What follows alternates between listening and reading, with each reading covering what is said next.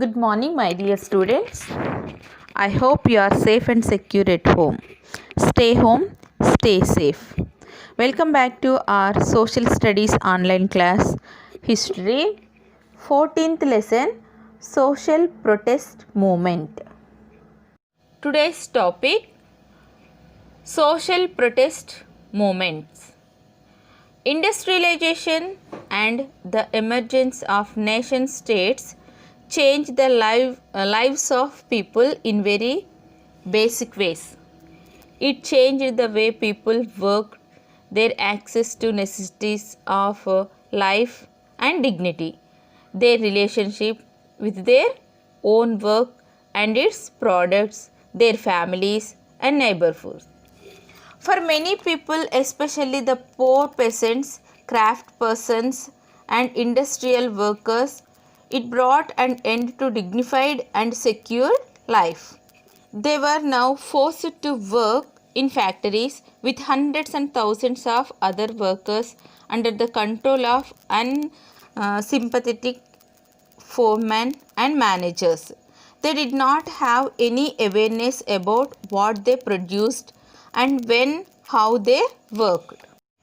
In the early decades of industrialization, the new political ideas of French Revolution 1789-94 were also spreading simultaneously.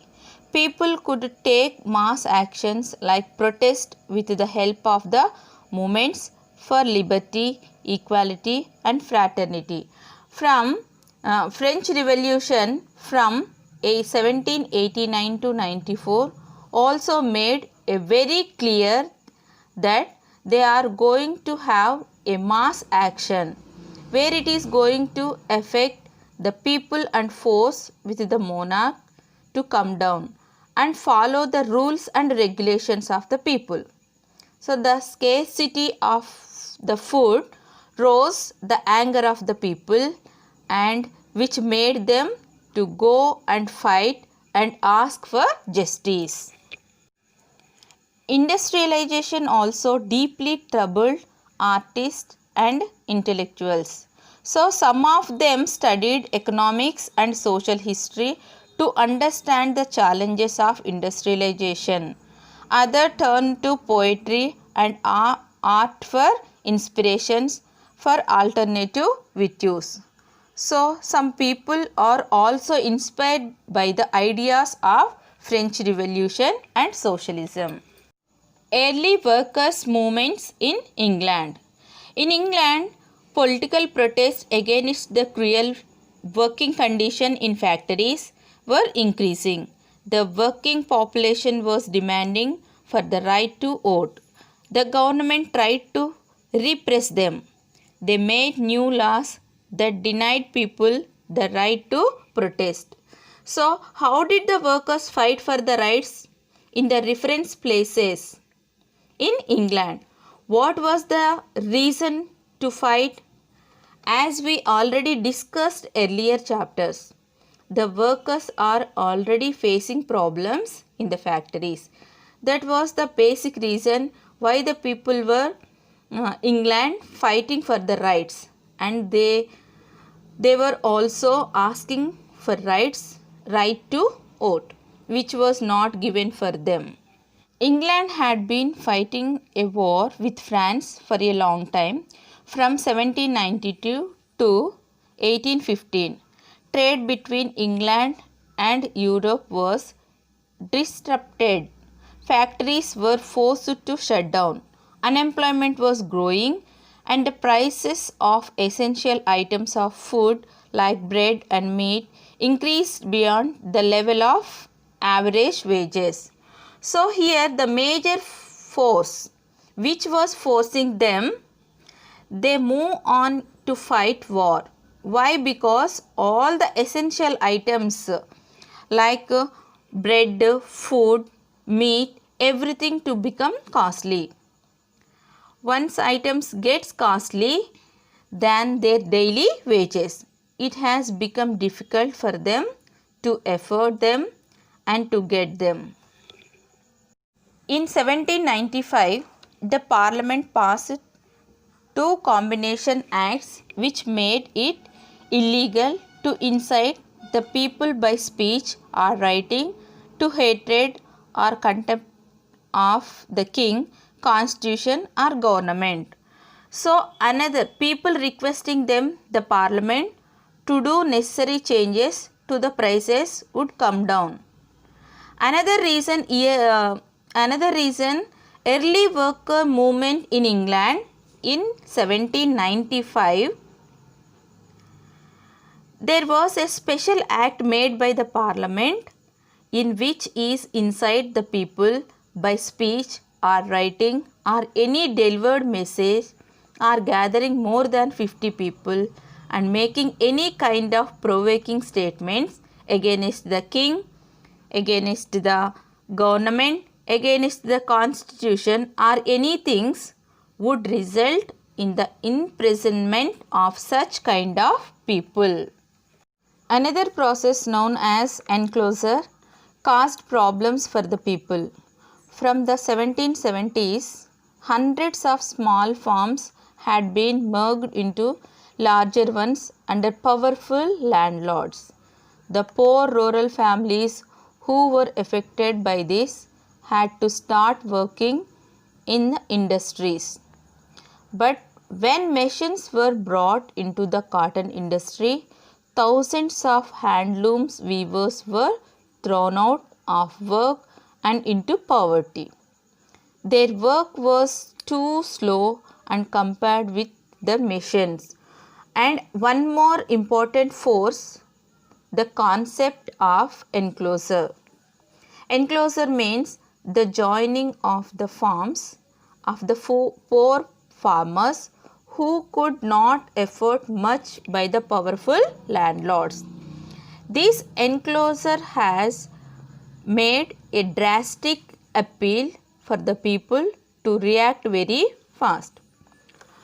So this kind of reasons, like first one, the workers not given any equal rights for them and a right to vote. And second one, parliament laws which are restrict the people. Next one, enclosure, were the small farmlands joined and powerful landlords. These all made the people against the management of factories as well as the government.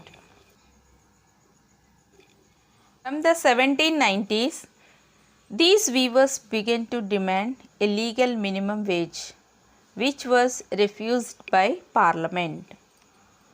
So finally people were react aggressive manner in very violent manner. Even though people went and request parliament to increase their better wages and provide food for them. When they went on strike, they were dispersed by force. Out of frustration, the cotton weavers in Lancashire destroyed the power looms which they believed had destroyed their livelihood. In Yorkshire, croppers who had traditionally sheared sheep by hand destroyed shearing frames. So the government never respond anything according to the people interest and the people needs. So these all made people angry and went to the Lancashire power looms destroyed and Yorkshire where the sheep farming completely destroyed. So these all started to bring many drastic changes for the people.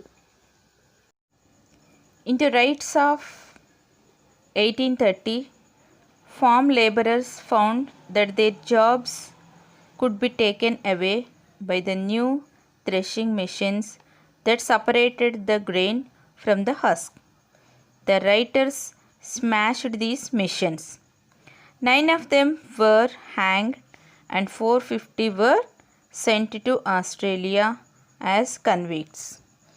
So, from 17 to 1840, people could not better wages and situation was worse. Because of enclosure, parliament laws also forced them to take certain actions, and finally the people, those who agitated them, who broke down the missionaries, and those who destroyed the missions in the far off places, different kinds of new machinery which the people considered as the trend for their basic jobs. So they were arrested. 9 of them were imprisoned. 450 were sent to convict to Australia as a punishment. So these kind of drastic steps were taken by the monarch of that point of time of government which is present at the time. Next topic, Luddism. The protest movement known as Luddism from 1811 to 17 was led by the General Ned Ludd. Luddism was not only an assault on missions, its participants demanded a minimum wage. They also wanted control over the labor of women and children. They demanded for work for those who had lost their jobs because of the coming of missionary. They also asked for right to form trade unions so that they could legally present these demands. So the workers still did not have any powerful trade union to fight for their rights. They fought by threatening to damage the machines and stock of the factory owners. In many cases, the factory owners agreed to negotiate with the workers and offered better working conditions.